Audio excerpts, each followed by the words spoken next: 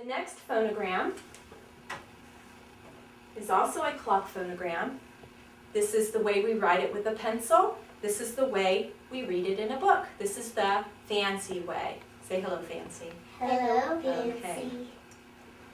Listen for the sounds. You may count them with your fingers. Ready? Now you say it.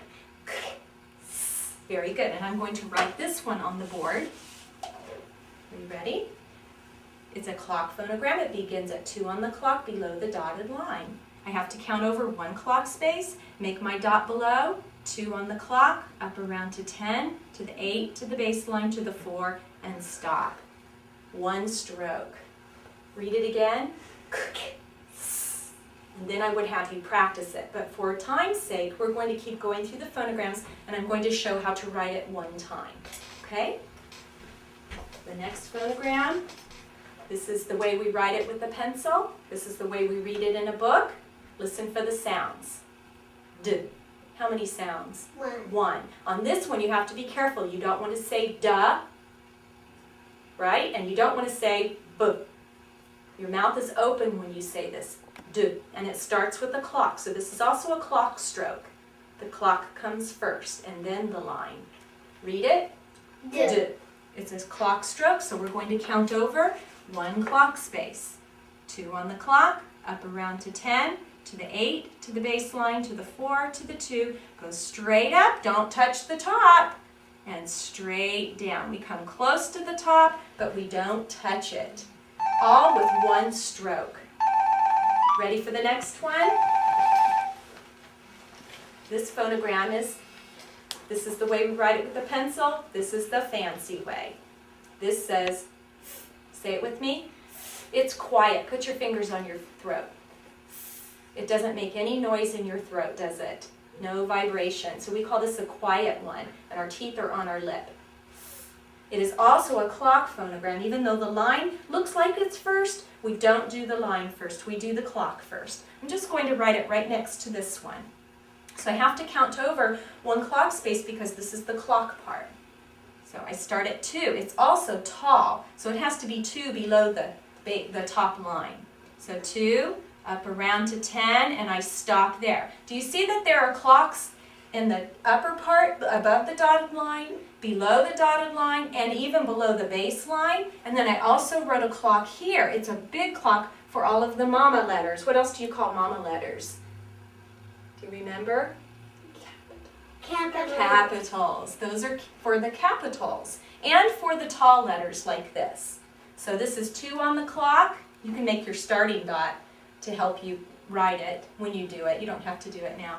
2, up around to 10, stop at the 10. Now here's a mistake sometimes where students keep rounding and it doesn't make it look nice. So you have to remember that you're starting at 2 and you're going to stop at the 10 before you come down. Then you come straight down. So it's all 1 stroke. Watch again. 2, up around to 10, stop and go straight down and sit it on the baseline. Then you pick up your pencil and you give it across above the dotted line in the direction we read and write. And it's not a very long dash, is it? It's a short dash. So that's, next we have g, j. This is also a clock phonogram. Does it look short or tall? Short. So we count over 1 clock space. Do you see if I kept going down, that would take up some space, wouldn't it? So I'm going to start from here and count over 1 clock space. I'm going to put all of these comfortably close together. Comfortably close together, that's a good thing to talk about. That means that they're close, but what? Not touching. Can you show me comfortably close together? Okay, comfortably close together is close but not touching. It doesn't have a space. Do these look comfortably close together?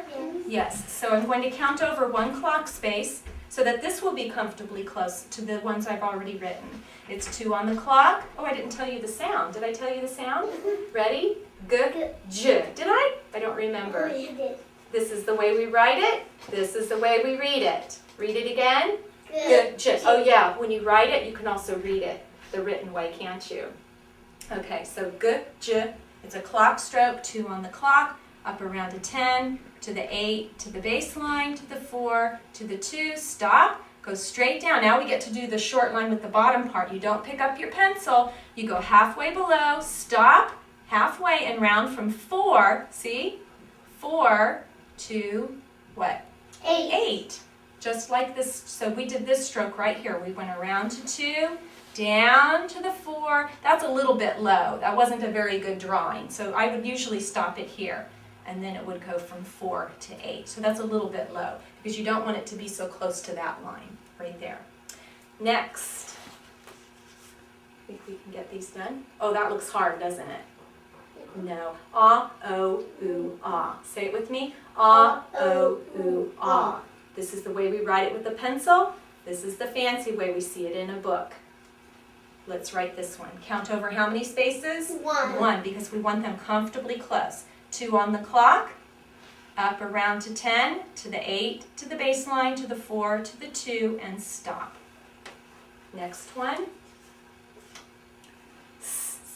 Another clock stroke. Did you notice that we're doing all of the clock strokes first? And the numbers are on the back of the card to keep them in order. Also, there are words written on the back. The red words are dictation for how to form the phonograms. I don't say all of those things on the back, but they help mommies and daddies also to know how to help their children at home. And then the phonogram is at the top, and there's a word for each sound that the phonogram makes to help parents and teachers to know to say the correct sound. But the students don't learn those words, do they? Not yet. Not until spelling time, right? Right now we need to learn the phonograms so we can begin spelling. So let's say this phonogram. Put your finger on your throat.